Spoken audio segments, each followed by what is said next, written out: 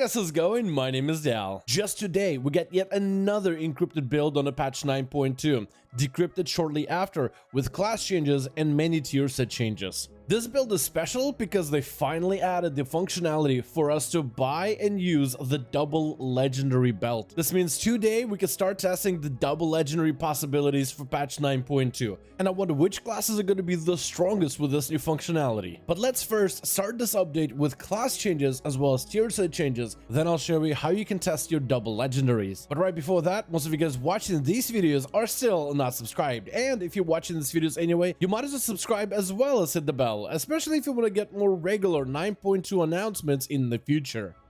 Starting off with the Paladin. At first it looked like a data mined nerf to the Ashen Hollow going forward into 9.2.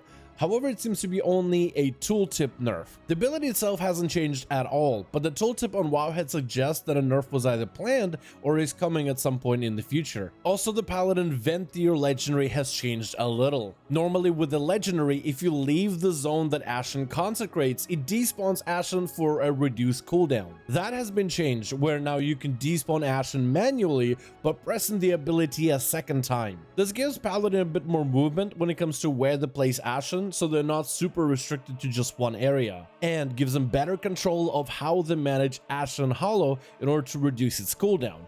Then we have some sizable buffs for the Death Knight. Abomination Limb, the Necrolord ability, saw an overall 20% damage buff. The Necrolord Conduit that buffs the damage of A-Bomb Limb has been doubled in value, and the Legendary of Necrolord Covenant damage buff has been increased to 20% instead of 10. I wonder if Blizzard has a favorite Death Knight Covenant planned for patch 9.2. On top of all these buffs, Unholy Death Knight Convocation of Dead Conduit now reduces the cooldown of Apocalypse about 1 second, while also now buffing the damage of Festering Wound by baseline of 15%. Eternal Hunger Conduit damage buff for a minion has been doubled as well. And Embrace Death Conduit that causes sudden doom to increase the damage of Death Coil has been buffed by a roughly baseline 5%. Together with the tier set changes, Unholy Death Knights are looking pretty good heading into patch 9.2. Speaking of tier sets, let's start off with Unholy. Your 2-piece bonus still applies your Soul Reaper automatically after a few Scourge Strikes, but will now guarantee summon a ghoul to fight for you for 15 seconds. Your 4-piece bonus buffs the damage of all your pets by 5% flat, and this damage is increased to 20% for a short time whenever Soul Reaper lands an Execute proc. If you've had a Death Knight ult somewhere in the corner collecting dust, it might be a good idea to clean him up and give him another spin over on the Testing Realms. Next, we have some Demon Hunter tier sets that were planned from previous week. Havoc Demon Hunter 2-piece buffs the damage of Chaos Strike and Blade Dance by 20%, while the 4-piece extends the meta slightly, and every 60 Fury you spend reduces its cooldown down by 1 second. From my personal testing, I was able to roughly on average get about a minute shaved off of my Metamorphosis, which means more uses of meta inside of M+ content and raiding if this tier set stays. For Vengeance, the 4-piece now has some cooldown reduction elements baked into Feldev and Immolation Aura as you consume enemy souls.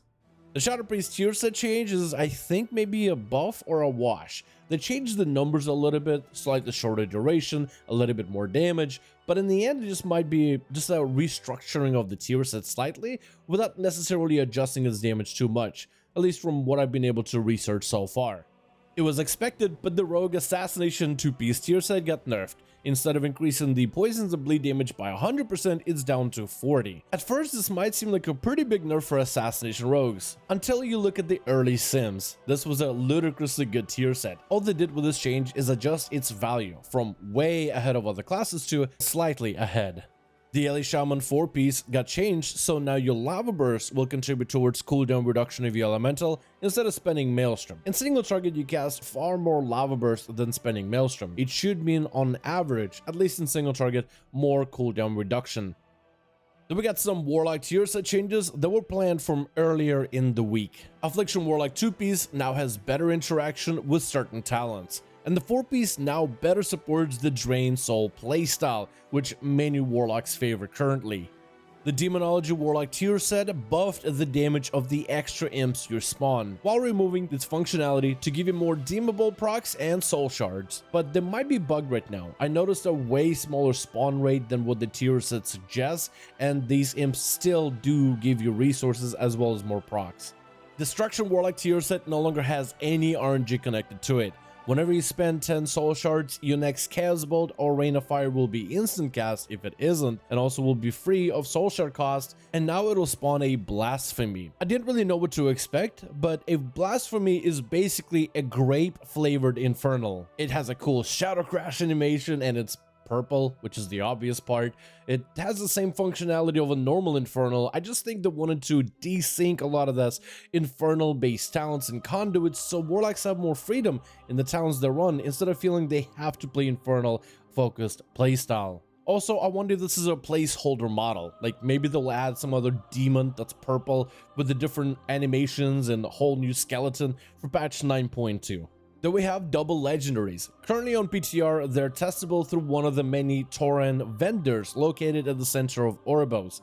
The guy that sells you your tier set also sells you the legendary belt. Wearing this belt with the legendary power allows you the use of your Covenant legendary alongside with another legendary of your personal choice. This belt power changes with your Covenant, so while you're wearing the belt as you change Covenants, the legendary adjusts with you. This is because they added a new legendary effect called Unity, and Unity morphs into whatever Covenant you are to take on the shape of that Covenant legendary effect. At first we'll get this item in the form of a belt, but in the future you'll be able to unlock the Unity recipe itself, and just like the other legendaries you've crafted before, you'll be able to put it in almost any slot of gear you want to.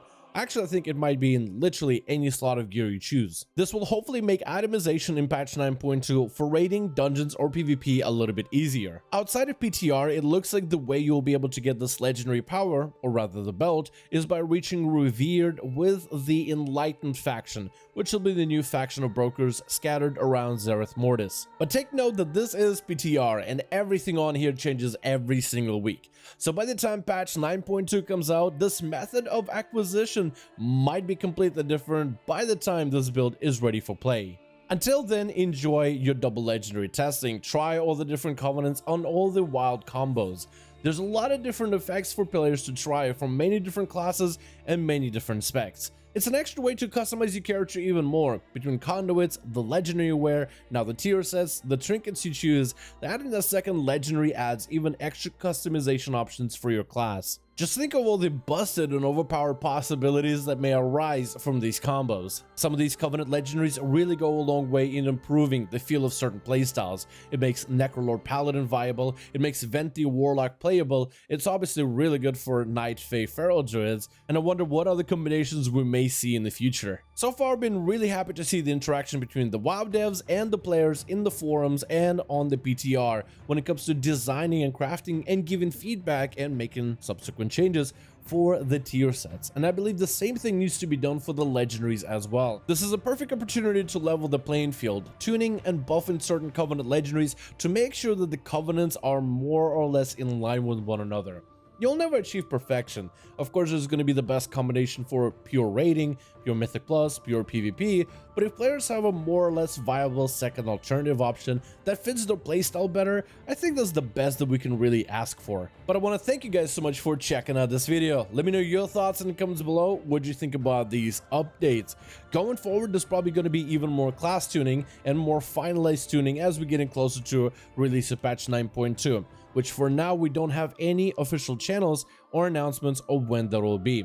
Cannot wait to try out some of these double legendaries for the 5-5 duos, hopefully in the near future, maybe even this week. If you guys enjoyed this video or found it informative, go ahead and give it a thumbs up. I would very much appreciate it. What class do you think needs some more tuning or some help with their Covenant legendaries or maybe their tier sets right now on patch 9.2? Thank you all so much for watching. I hope you guys enjoyed. Link in the description of every single video. We have the link towards our Discord channel. Probably the best place to reach me. DMs are always open, and this is where all the other regulars hang out on the channel together with the dueling boys. So join our Discord, become part of the community. Thank you so much for watching. Hope you enjoyed, and as always, I'll see all of you in the next one.